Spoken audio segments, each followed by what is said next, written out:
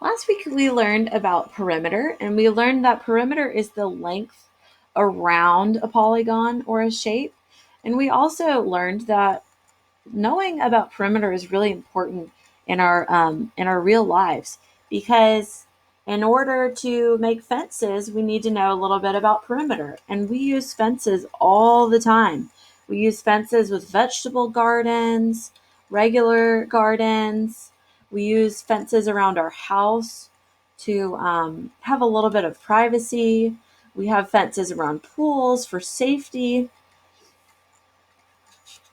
So today we're going to be continuing to learn and talk about perimeter, but we're going to relate our knowledge of perimeter to our knowledge of area. Remember, we learned about area earlier this school year.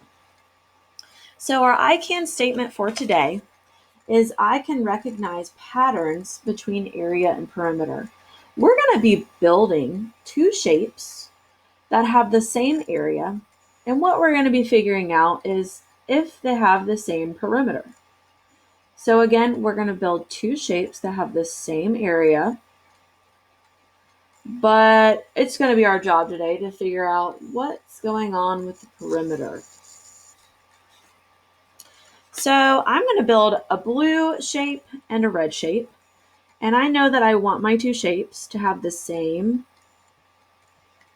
area, but I don't know if they're going to have the same perimeters. I don't know about their perimeters. So because I want my two shapes to have the same areas, I use the same number of blocks. I use 6 blocks.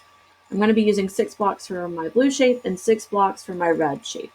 So I'm going to build my blue shape like this. And again, I already know that my area for my blue shape is 6 square units because I just counted up the blocks. But I'm going to make my red shape different. I'm going to make it long, like a rectangle. And again, my area is going to be 6 square units because I used the same number of blocks. But what I don't know about my two shapes is what the perimeters are. Oops. What are the perimeters going to be? I want you to stop and think, will the perimeters be different or the same? What do you think? What's your prediction? Okay.